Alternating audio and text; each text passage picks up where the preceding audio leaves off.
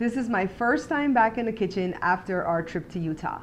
The 2 shows that I uploaded since the trip to Utah were actually recorded in advance to offset anything that may have stepped in the way of me getting back in the kitchen. And actually, I'm glad I did that because when we got back, things were so hectic at the shop that I haven't had a moment to get in the kitchen. And today is actually not one of my day offs. I haven't seen one of those in a long time, by the way. Joe is at the shop setting up the machine for a new project, and it's going to be a long setup. So he says, why don't you go home and record one of your shows, and so I can stop hearing your whining and your crying that you don't have any shows to upload for next week. So I'm really grateful to him for sending me home. You know that I'm always happy to come home and do this show. It excites me to be here with you guys again, in here actually getting something done. And because Joe was so sweet to send me home, because he could have had me stay there and do office work or stuff like that. Because he was so sweet to send me home, I've decided that I'm going to surprise him and make crab stew. Now, I don't have this recipe in the cookbook that I'm selling right now, but any recipe that I'm showing on the show that's not actually in that book will either be in Jada's book or in one of my future books. And I'll always try to let you guys know if that's a recipe that's in the book or not, okay? So come along with me while we make crab stew for Joe today. You're watching The Bear Pantry Show.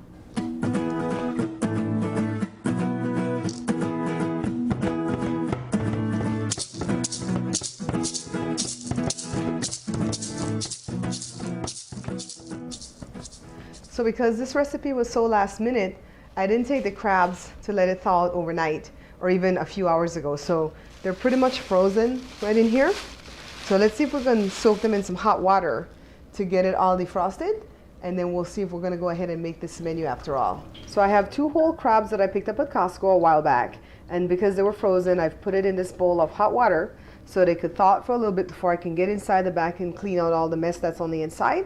In the meanwhile, I'm going to move to the stove and start making the stew part of the dinner.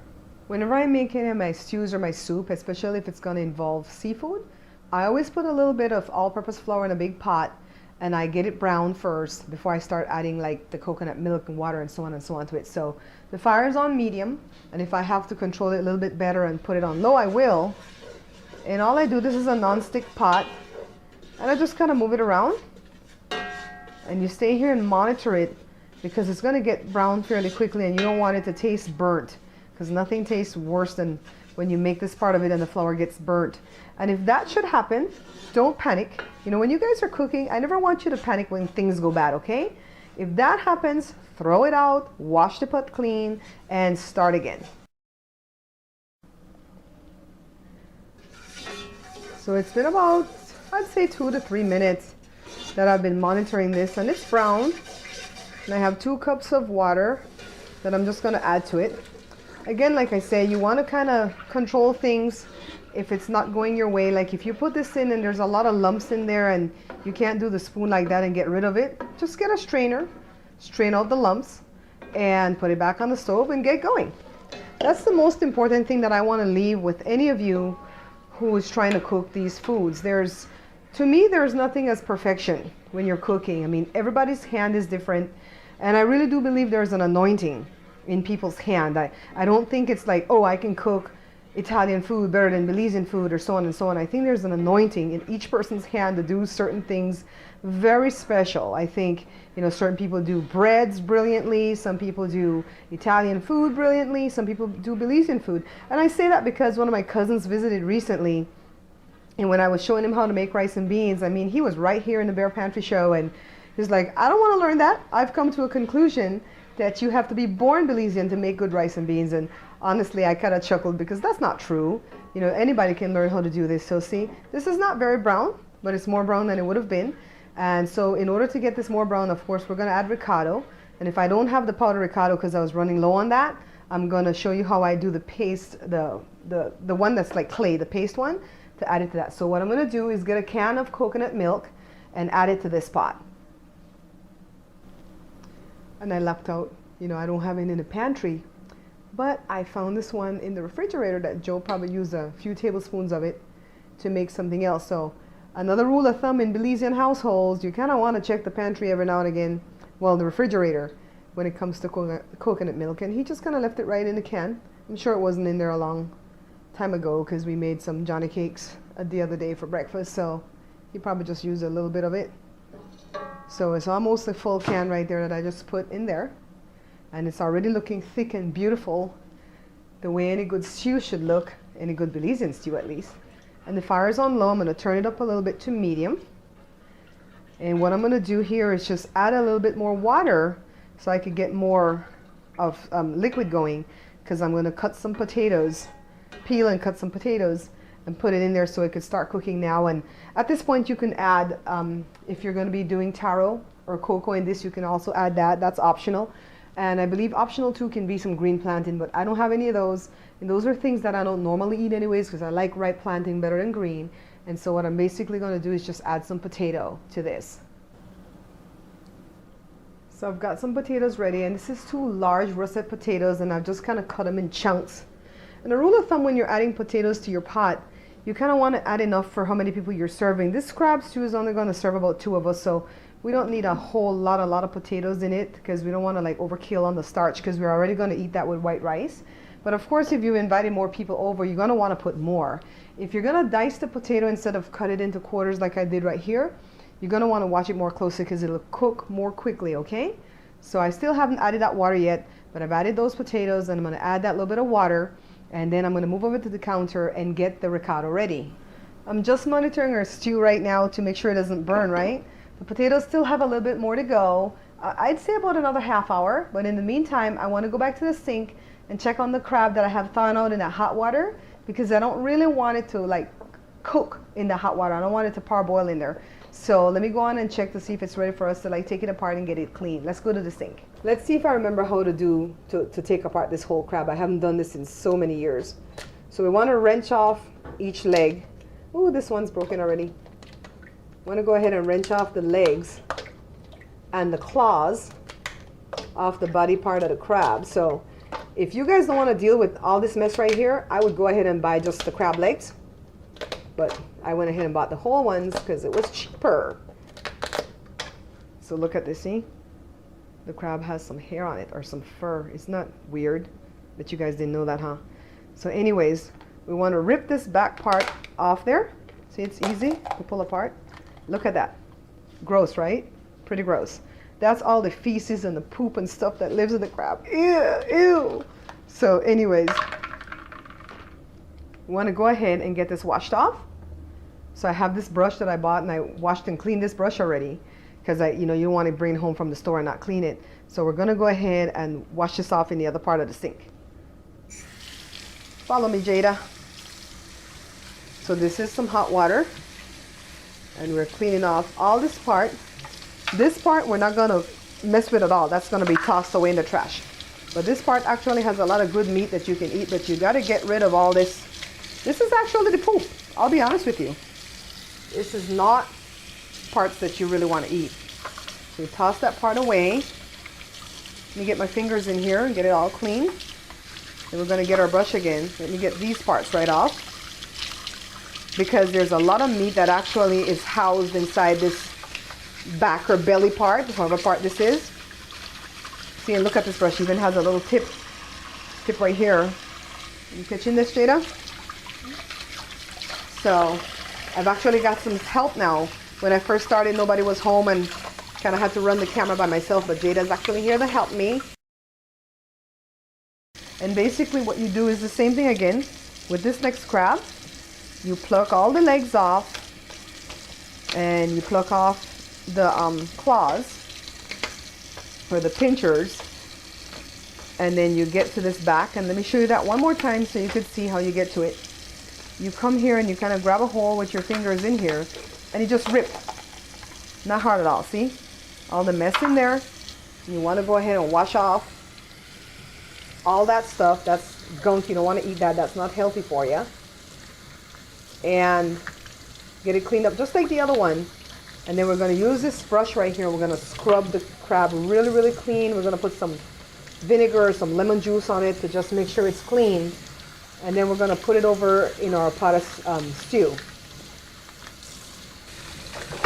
Now, all I'm doing here is like pretty much washing this really, really well. I don't assume that because it was at Costco that they wash it already. So you kind of want to scrub it with the brush. And I don't know that they do this when you eat the crabs at the restaurant. I would hope that they do. But I wash it really well and I put it in another bowl. And I'm just going to wash every piece off. I poured some distilled white vinegar in this because I couldn't find any lemon or lime juice. And this is what I'm using my little brush for. You always want to keep one of these little brushes in your kitchen that you don't use to clean the kitchen with. Use it to clean your fruits and your vegetables and so on with it. So that's all I'm going to do is keep washing every piece off until it's all cleansed. And then we're going to go back over to our pot. I found out I don't have any powdered ricotta left, so I'm using the paste. And I just put it in a little bit of warm water. And I'm just making it into like liquid. And if you could feel in here, it feels kind of like sand. You don't want to put that in your soup, so you want to put that through a strainer, okay? So let's get this in the pot. I have the little bit of ricotta that I made into like a liquid, and I'm just putting it through the strainer. See all that grainy type stuff that would have been in your soup? That wouldn't have been good. So you want to always put it through a strainer. Let me set that aside. Let me work my pot around. Now if the soup looks kind of funny to use, because I kind of had to shut the stove off just about a little while ago because I didn't want my potatoes to be overdone while I took care of the crabs. And so sometimes you may have to do that. It's kind of like pull things off to get other stuff done, right? So here we have, it's becoming a nice color for this soup or this stew. And let's see where our potatoes are at. Let me get one up in this spoon if I can. See, the fork is almost going through it easily. So those potatoes don't have a whole lot more minutes left. So that's why I kind of took them off while I got the crabs clean. So now what I'm going to do is add the crab to the stew because I don't want the potatoes to be overdone before I add the crab in. And then I'm going to put the lid on and have it kind of boil for a little while. Here's our big old bowl of crab. It's all washed and clean. Just want to go ahead and put it in the pot. And I can already see that it's not enough water that's in the pot. By the way, I only have like 4 cups of water in it since I added the coconut milk. So I'm going to go ahead and get more water to add to the pot so that we can give it enough room or enough liquid for these crabs to get steamed and boiled or cooked. So I haven't added any salt or black pepper yet. We're going to do that to our taste in a little while. So all I want to do is add my lid. Keep it cracked a little bit. It has a little opening, but I don't want it to boil over. I'm going to watch it too because these soups tend to like to boil over. So if it's boiled over, I'm going to take the lid off and just kind of stay here and monitor it. But this is pretty much what our crab stew look like. Like I said, you could put green plantain, you could put coco or taro, you could put even some cassava. But I want to just put the potatoes because I'm going to make some white rice to go with this. So I'm going to come back in a little bit as this pot gets boiling, and then we'll monitor our crab stew. So it's that time of the day here when the kids are coming home from school. And if you hear something frying, it's not this pot, okay? Jory's cooking something else. But I just wanted to put the camera on to show you really quickly how beautiful the color of this stew is coming. It's about 10 minutes in. We have a little bit more to go. I haven't added the salt or the pepper yet. And whenever you deal with seafood, you don't want to add the salt right away because you want to add it towards the end. Because you know the seafood has its own salt built in. So you want to add it towards the end so you don't over salt the pot. So we're going to allow this to cook a little bit more. When I come back, we'll be adding some salt and pepper to the stew. I ended up adding 2 teaspoons of salt and 2 teaspoons of black pepper to it. And it's really hot and spicy with that much black pepper, okay? I know that I'm not going to add any more fluid to this, so that's why I was able to add the spices in, because I know it won't make a difference with the taste. If I thought that this soup wasn't going to be done in the next few minutes and I was going to have to add more water to it, I wouldn't have put the spices in already. So I'm just going to let that cook for another 10 minutes. And after it cools down, I'm going to show you the finished product and what I serve it with. Now here's our beautiful stew. This is our finished product. It's thick enough. It has potatoes. It has a piece of the claw, piece of the leg, piece of the back for Joe to really get in there and suck and get all that good meat out of there. Then you want to get, this is how I do it.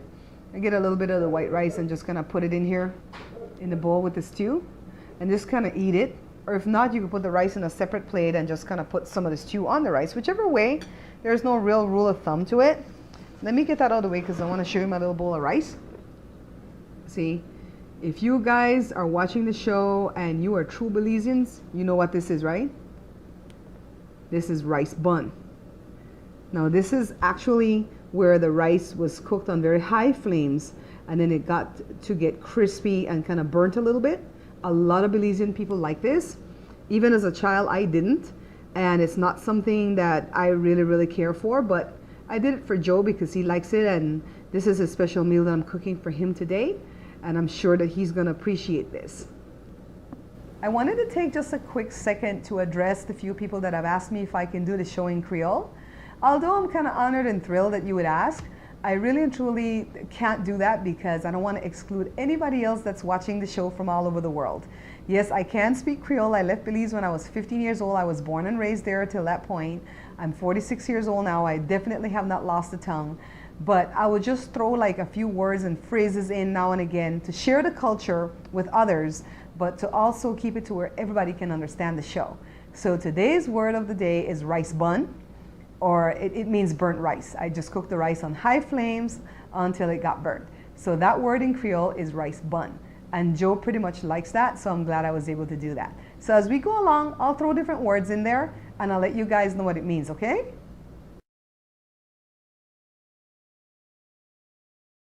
Very simple recipe, right? That's the way I like them. If I look up a recipe and it has too many ingredients and too much method, I kick that to the curb right away. That's why I decided when I was going to write my book, I was going to keep it very simple. Now, Joe is going to be pleasantly surprised when he comes home today and finds this crab stew because, as you know, he doesn't know that's what I'm making for the show today. I thank you guys for watching the show, for subscribing, for picking up the book, for liking, for sharing with your friends.